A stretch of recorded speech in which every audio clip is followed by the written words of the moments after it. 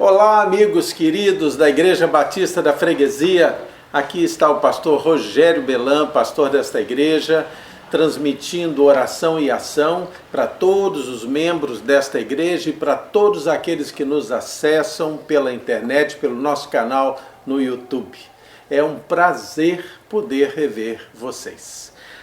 Quero lembrar que nós temos o nosso Oração e Ação de terça a sexta-feira, às 19h30. E que na quarta-feira, amanhã, nós temos estudo bíblico. E na sexta-feira temos Oração e Ação Kids, que é um trabalho feito especificamente para crianças, mas você pode assistir também, certamente vai gostar bastante.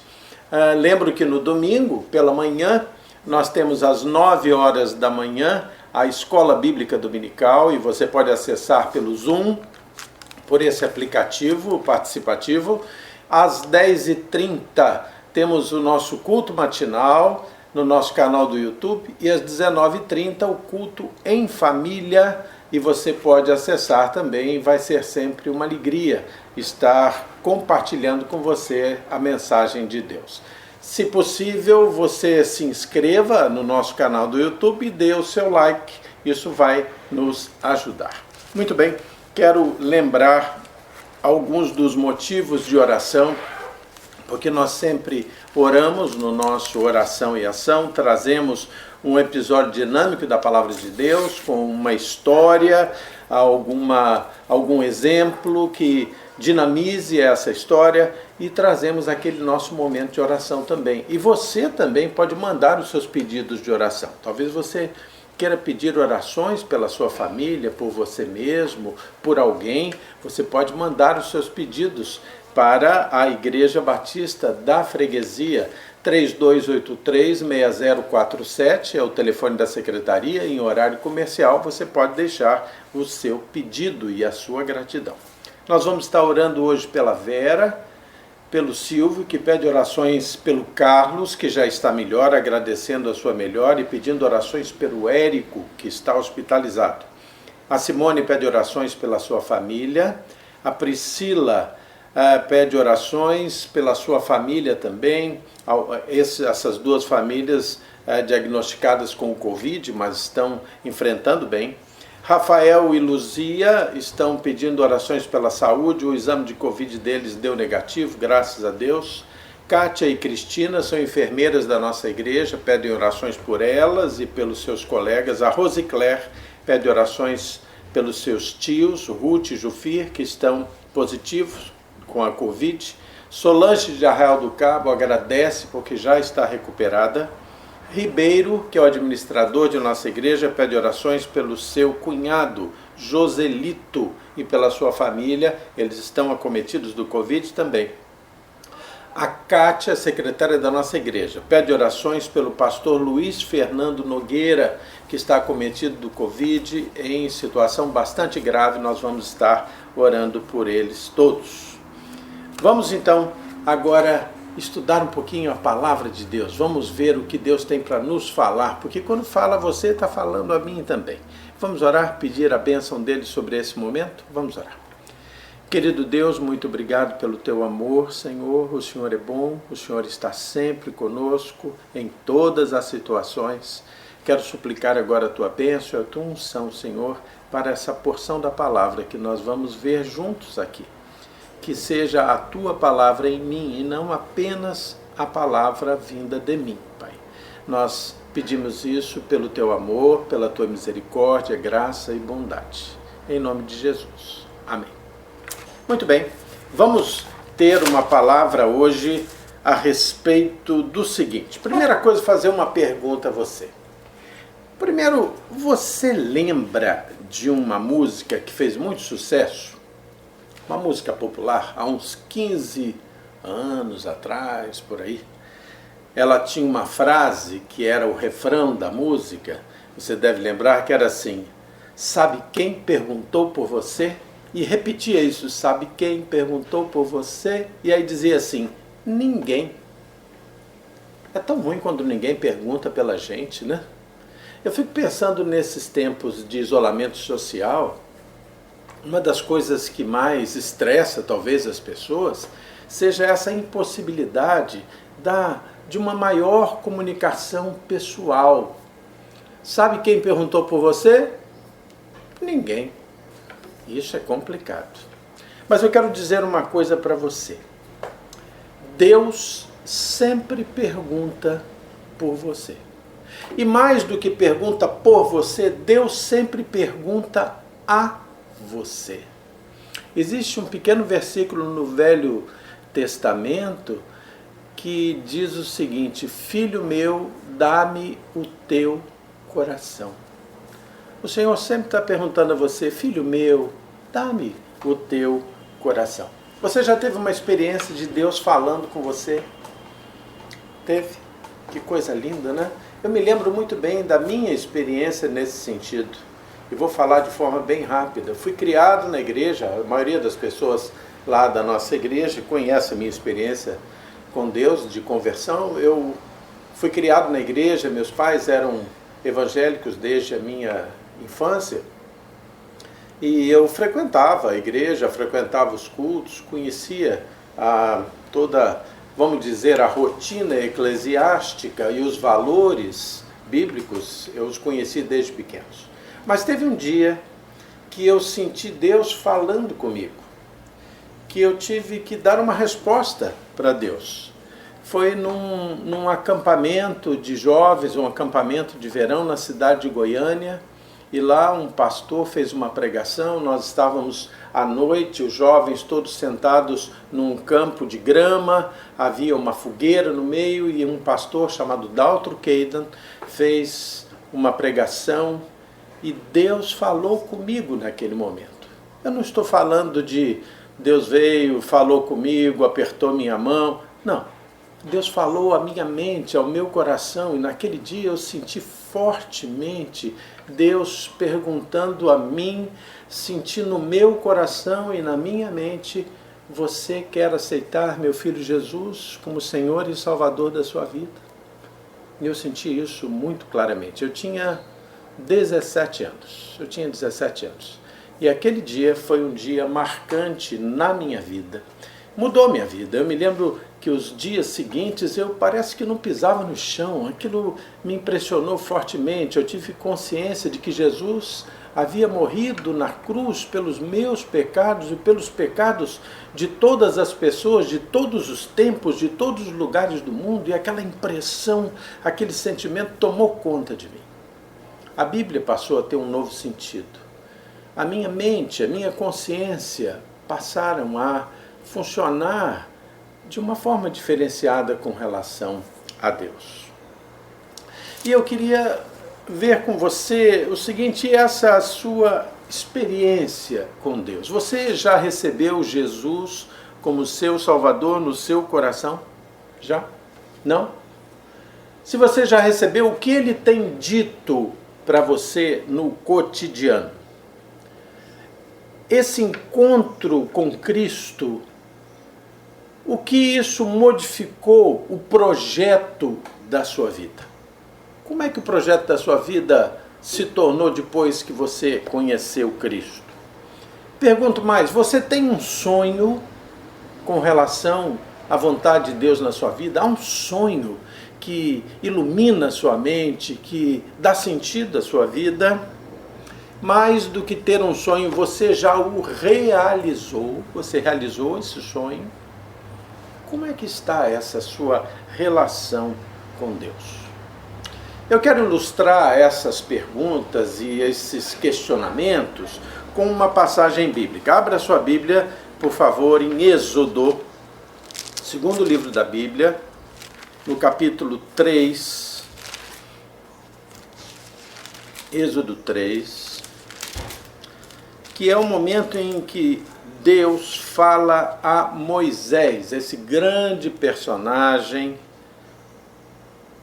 do livro de Deus, da Bíblia, esse grande personagem do Velho Testamento. Moisés provavelmente é o mais notável personagem do Velho Testamento. Líder, profeta, escritor, um homem muito especial. Muito bem, vamos ler o que está posto em Êxodo 3, versículos 3 e 4. Ok?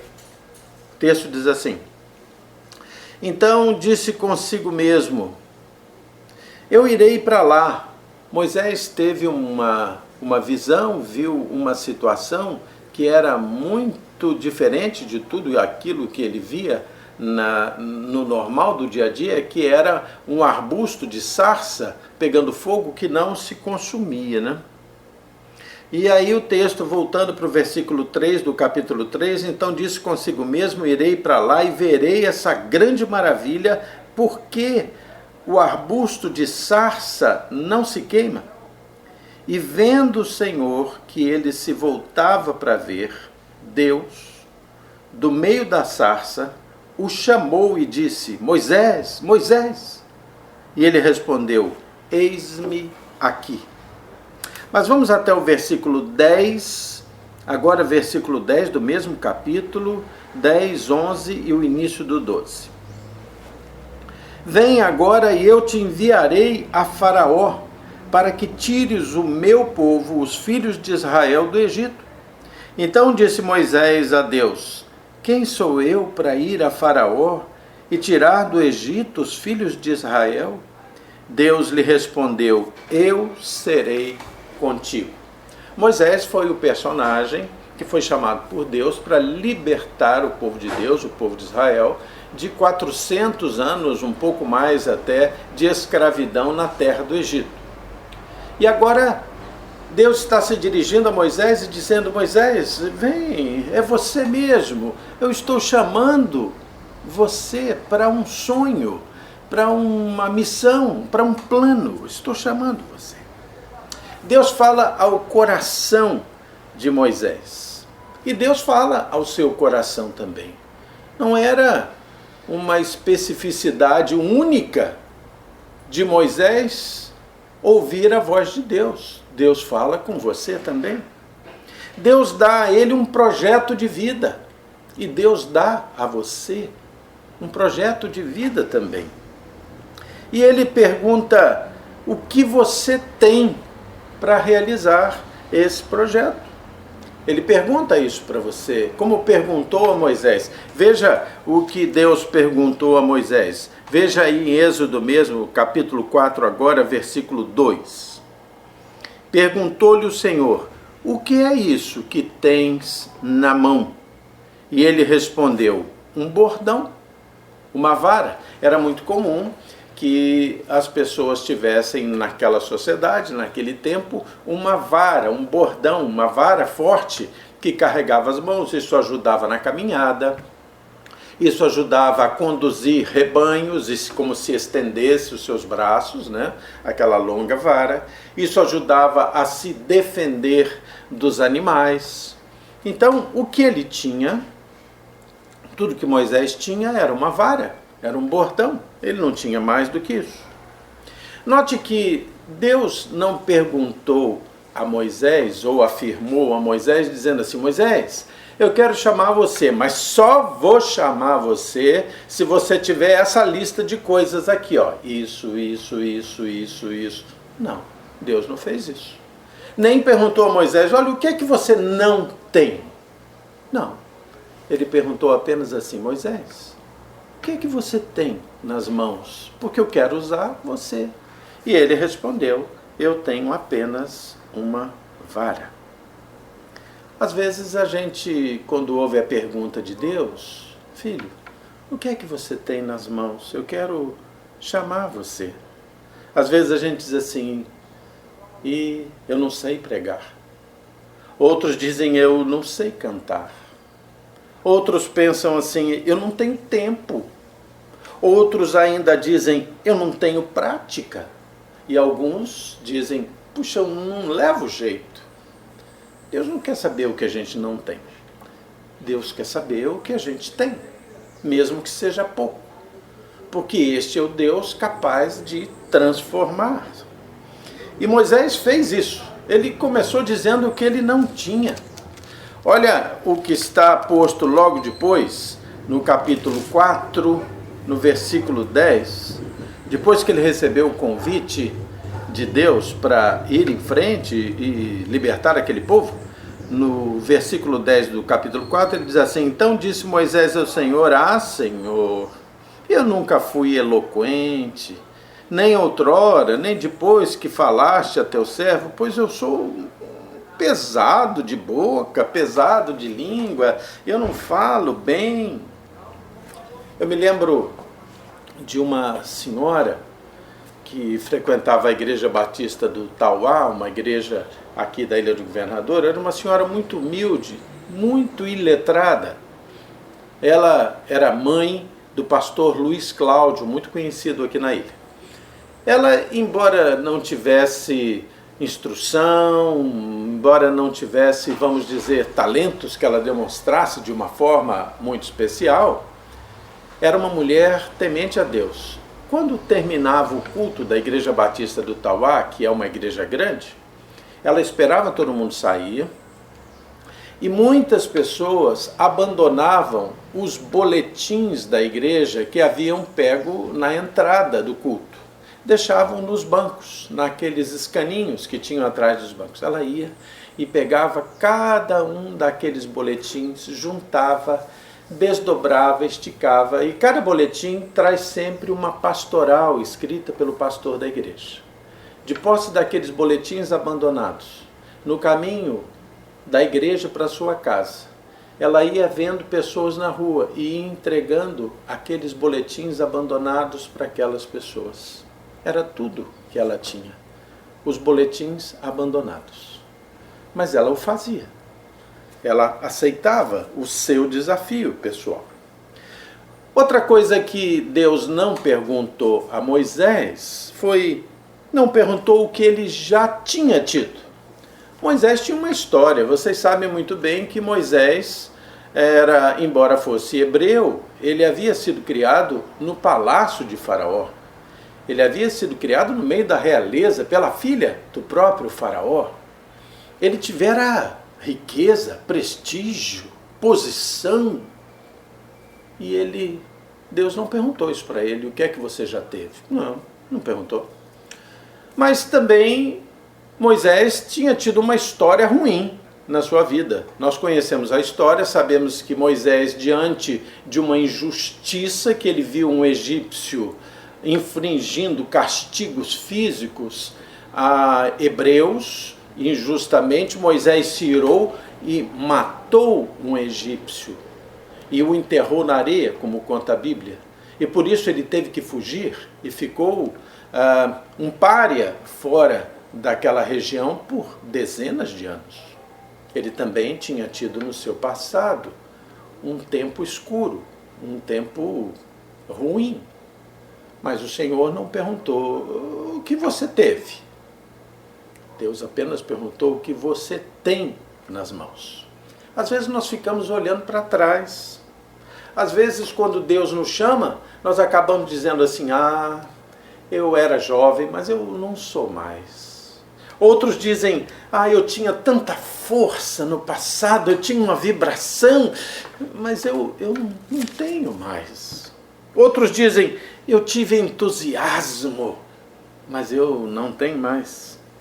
Alguns ainda falarão: eu já tive dinheiro, eu podia adquirir tantas coisas, fazer tantos projetos, mas a crise veio e eu não tenho mais. As pessoas às vezes ficam olhando para trás. Deus pergunta para o hoje o que você tem nas mãos e as pessoas olham para trás.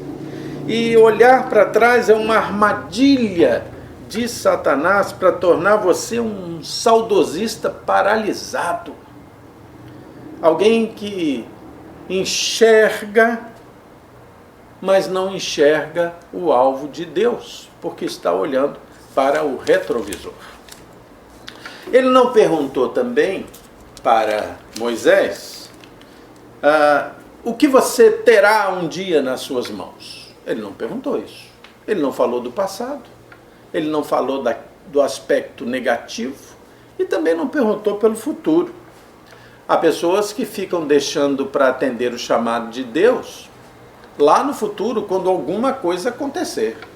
Por exemplo, Deus chama e fala com alguém, ele diz, quando eu tiver tempo lá no futuro, eu vou aceitar a Cristo, eu vou buscar a Deus. Eu vou passar a vida, mas lá no fim, eu vou aceitar a Cristo. Outros ainda dizem que eu vou me dedicar quando eu fizer um curso de teologia. Quando eu fizer um curso superior de teologia, aí eu vou ser uma testemunha do Evangelho. Outros dizem, quando eu tiver um emprego bom mesmo, ganhar um alto salário, aí eu vou ser um dizimista fiel. Aí vou ser. Outros dizem ainda, quando eu for santo, quando eu for perfeito, quando eu tiver resolvido todos os problemas da minha vida, tiver abandonado todo o pecado, aí sim eu vou aceitar Jesus no meu coração. Todas essas coisas são completamente improváveis. O Senhor não quer saber que você o aceite só no futuro, quando tiver todas essas coisas, até porque esse futuro pode não chegar. Essa é a realidade. Ele pergunta, o que é que você tem nas mãos agora?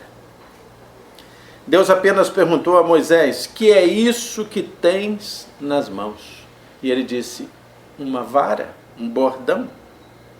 E é interessante observar que quando a história de Êxodo vai se desenvolvendo, aquela vara que ele tinha nas mãos, aquele bordão, ela vai se transformar em algumas situações numa serpente, e isso vai confundir os emissários de Faraó, porque são uma demonstração do poder de Deus.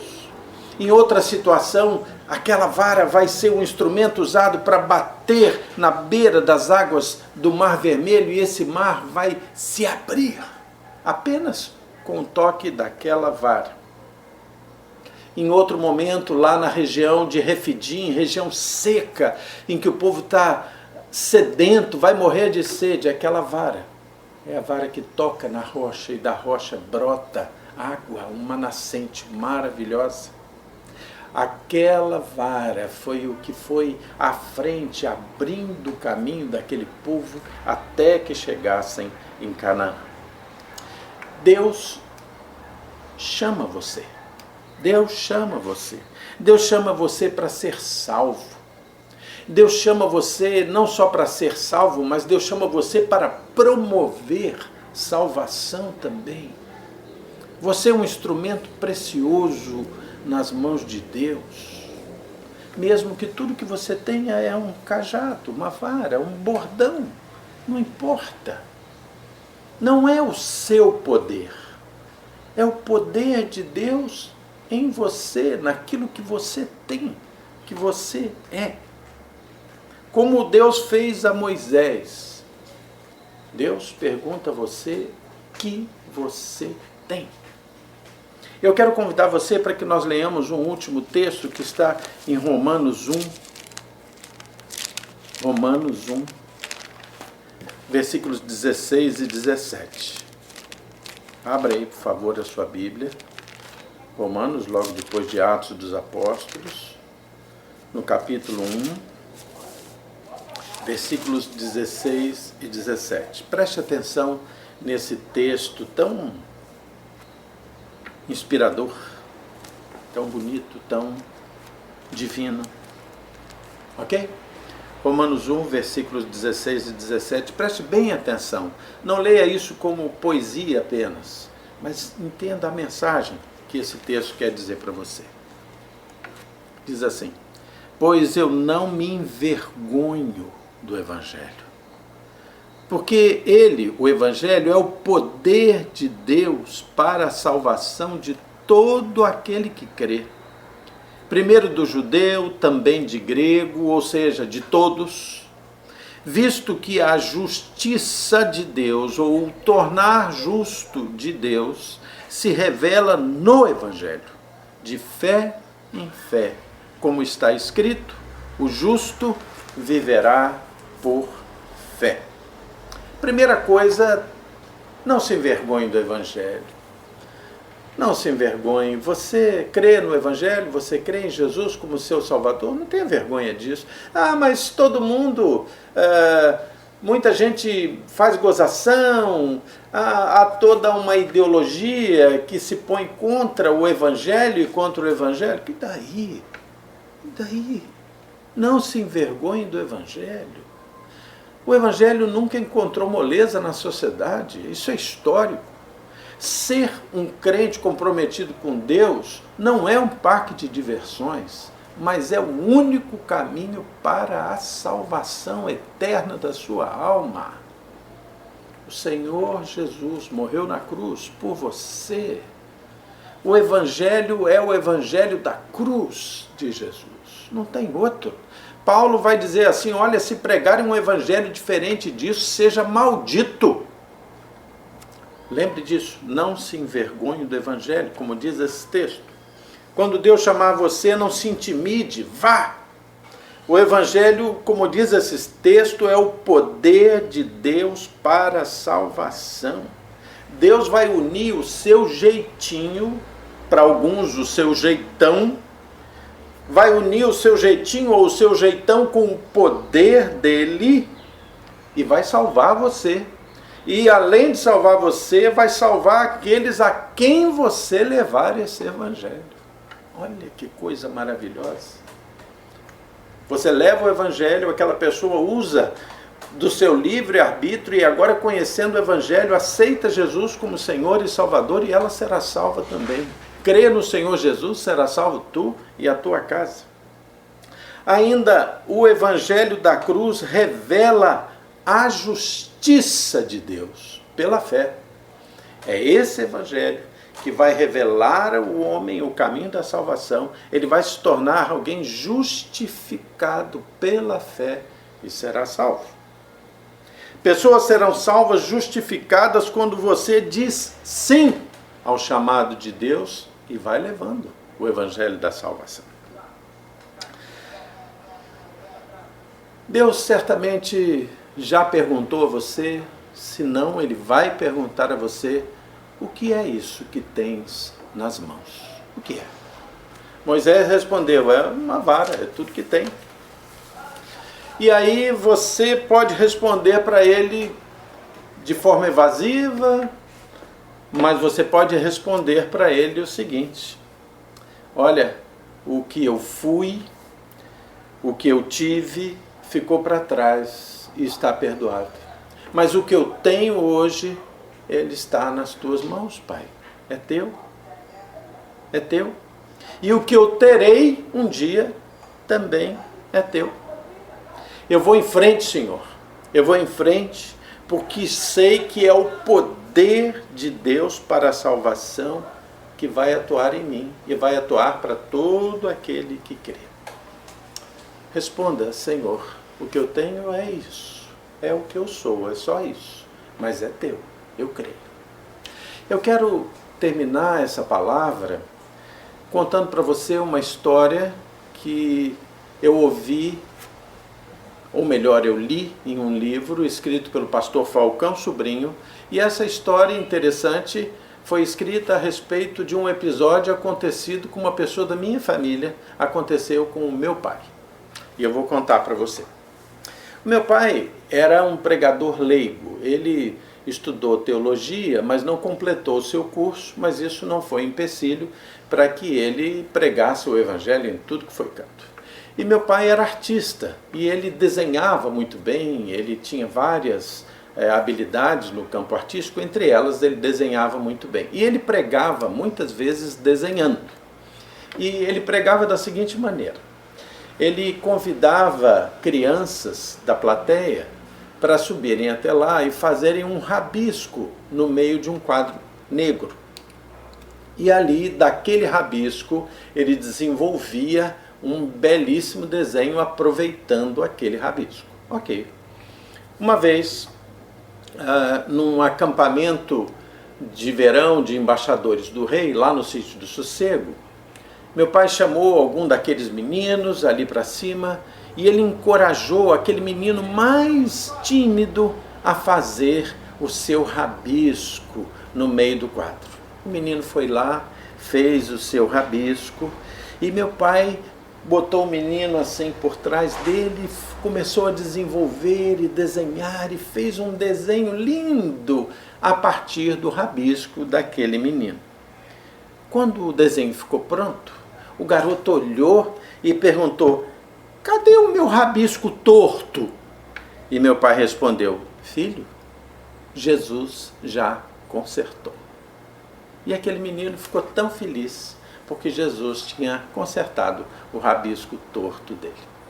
Quando Deus perguntar para você o que tens na tua mão, mesmo que você seja a pessoa mais simplesinha, pelo menos aos seus olhos, e você só tem um rabisco para oferecer, mas se você o põe na sua mão, você terá o Senhor Jesus consertando e fazendo do seu rabisco torto uma linda história, uma linda obra de arte. Creia nisso. Então quebrante o seu coração, atenda o chamado de Jesus, faça o seu rabisco, entregue o seu rabisco e Deus vai fazer da sua vida um desenho lindo. Amém? Vamos orar? Vamos? Feche seus olhos, vamos orar todos nós. Vamos orar. Meu Deus querido, muito obrigado, Senhor, pelo teu amor, pela tua bondade. Muito obrigado porque o Senhor fala conosco. O Senhor não esqueceu de nós. O Senhor sempre fala conosco. Senhor, te suplico que o Senhor fale a mente e ao coração de todos esses que de alguma forma vão ouvir essa mensagem.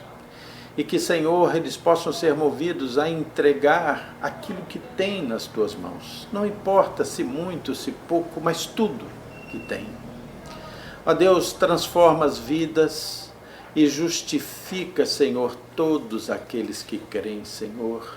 Faz, Senhor, dos rabisquinhos das nossas vidas desenhos lindos de vida eterna, Pai, eu te suplico. Ensina-nos a não ter vergonha do Evangelho, mas ter a disposição de servir e de seguir em frente. Senhor Deus, peço, Senhor, as tuas bênçãos sobre todos esses que aqui colocaram os seus pedidos. Abençoa-os, cuida deles, Senhor. Aqueles que estão doentes, levanta-os dos seus leitos, Senhor, eu te suplico, restabelece-os. Abençoa os médicos, os enfermeiros, os profissionais de saúde que estão se expondo tanto.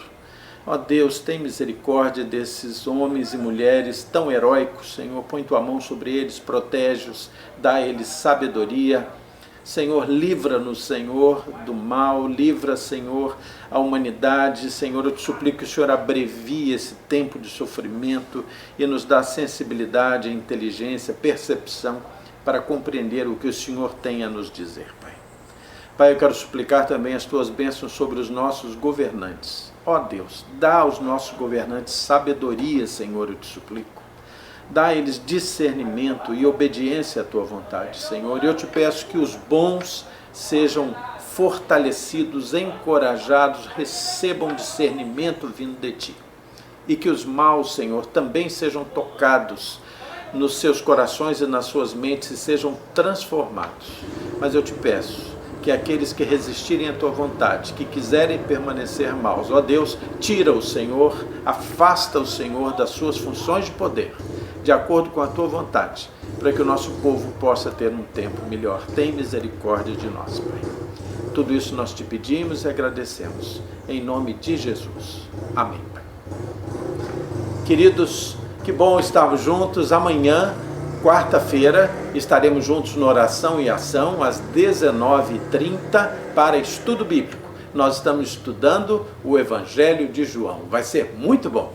19h30, amanhã. Deus abençoe você e a sua família. Até lá.